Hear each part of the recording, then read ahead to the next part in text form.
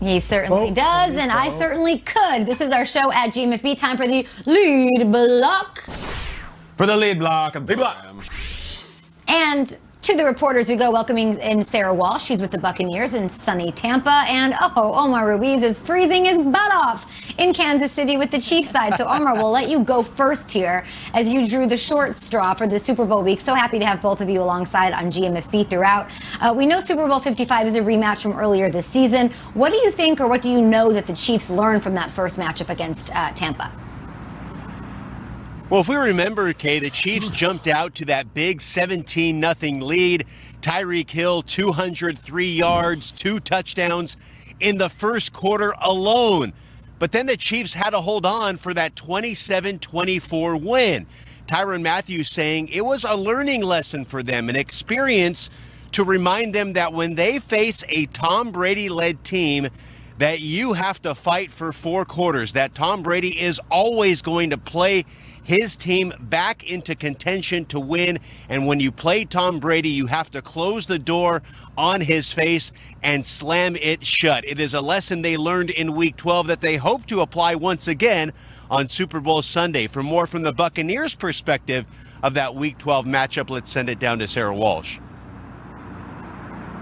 Week 12 was actually the last time this Buccaneers team lost. You mentioned some of the numbers there. Patrick Mahomes went crazy, 462 passing yards, 3 touchdowns, all to Tyreek Hill, who finished with 269 receiving yards. But Bruce Arians looks at that one a little differently. Despite the loss, he said he felt like that's where his team really turned the corner. They were down 20-7 at the half, came back, made it a game they would lose by just a field goal. And he said it was then that his offense really started clicking in the second half. After that, they went into the bye week, and this team has never looked back since. 7 straight wins in their last 6 games. They haven't scored less than 30 points. Now, the Buccaneers don't have a wealth of Super Bowl experience like the defending champs that are coming to town, but Tom Brady told me experience doesn't matter. At this point of the year, it's playing well that matters most, Kay?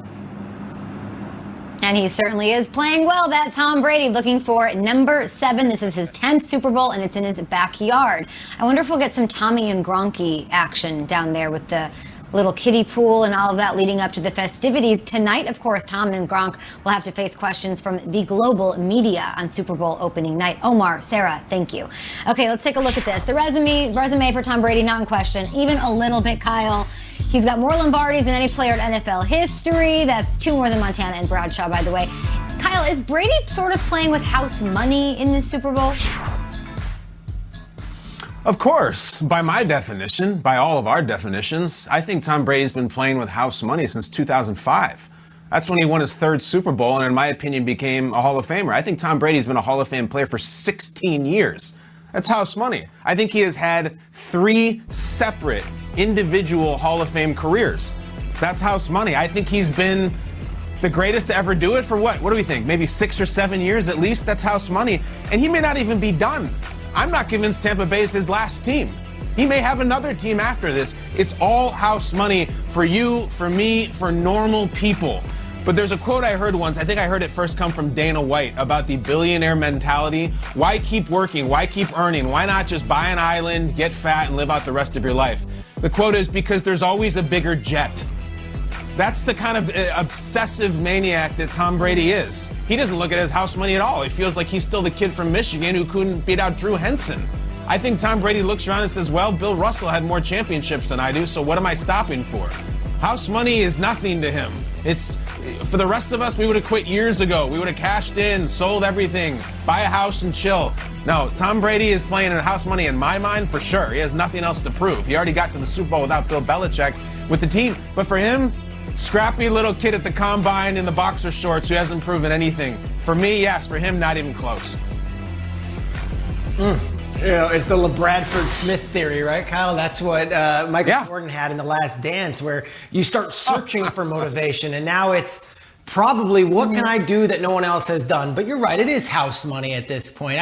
Look at what Brady's done just this season alone, in the fact that he's taken a moribund, mediocre franchise, the Tampa Bay Buccaneers, who have not been to the playoffs since 2007, have not seen the Super Bowl since 2003, and in 1 year has taken them to the big dance. And I would go down even further.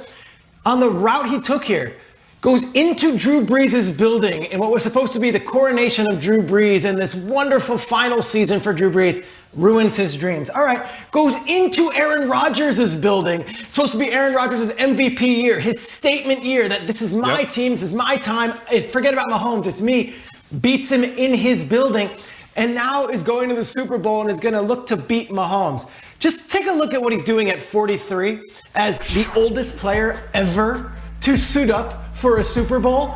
Guess what? He already has that record 3 of the last 4 times. So when he suits up and turns 43, he'll be the oldest, the second oldest, the third oldest, and the 5th oldest player to play in a Super Bowl. This guy, or quarterback, sorry, Vinatieri's got a few there too. This guy is defying logic. And to me already, and I know Brady would say, my job is not done. Just getting to the Super Bowl, beating Brees, beating Rodgers, and now being able to even go into that game yet again for a 10th time, this is all house money, baby. He has proven every detractor wrong, and he has shown that he is one of a kind. Tom Brady is unlike any player this sport has ever seen.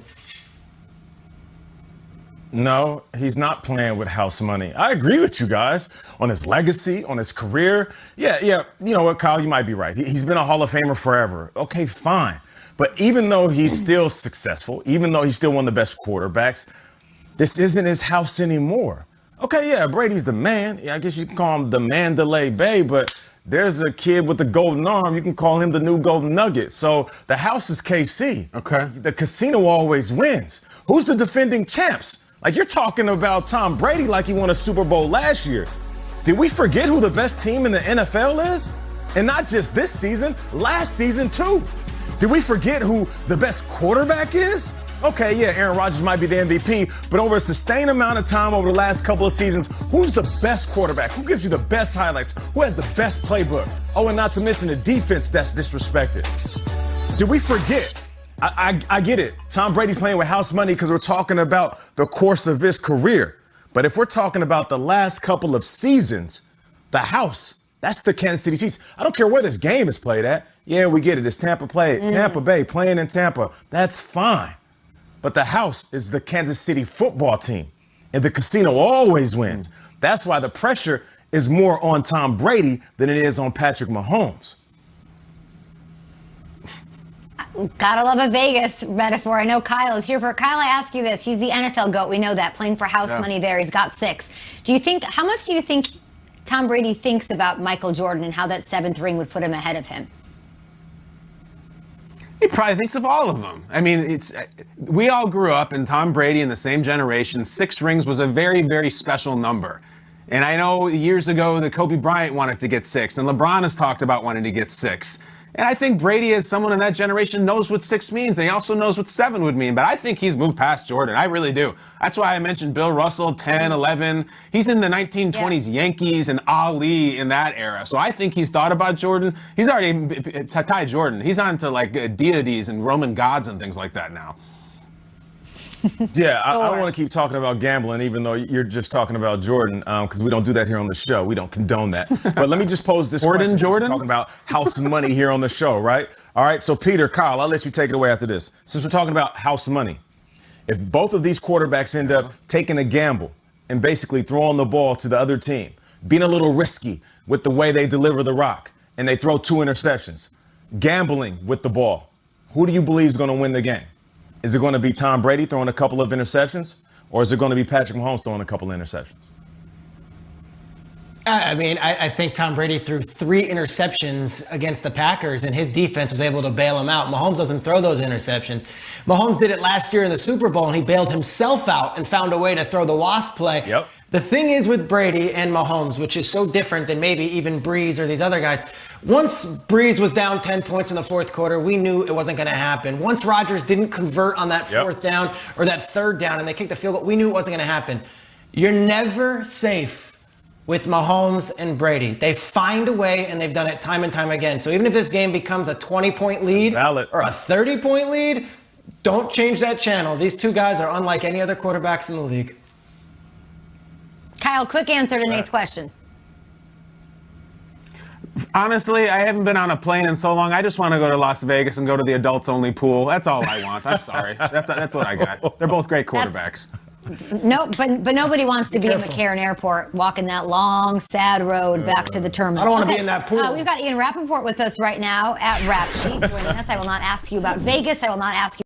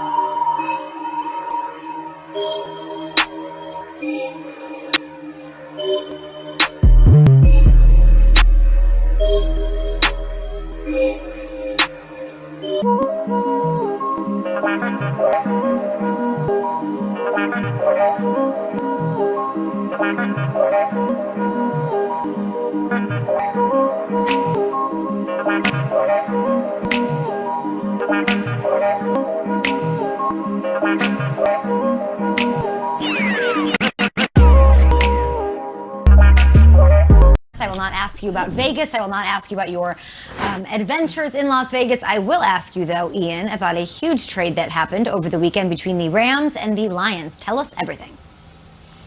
Yeah, if you went to bed early on Saturday, maybe kind of just curled up with a good book, about 9:15, 9:30, went to bed, kind of didn't pay attention to anything, you missed a lot. The NFL world changed about 11 o'clock on Saturday night. Matthew Stafford, who of course we know was headed for a divorce with the Detroit Lions, amicable, but still we knew he was not going to play there, was traded to the Los Angeles Rams for Jared Goff, for 2 future first-round picks, and for a third-rounder. If you're curious, guys, how much interest the Detroit Lions would get in Matthew Stafford, the answer was a lot, more so than maybe any trade we've seen in a very, very long time. Several teams had a first-rounder on the table. Obviously, the Rams had 2 first-rounders on the table. Of course, they were in future years. There were players being discussed. This was a massive haul that the Detroit Lions were going to get. And so then the question was, do they get a quarterback in the deal?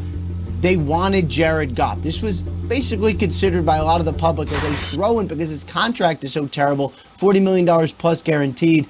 The Lions wanted Jared Goff to be their quarterback.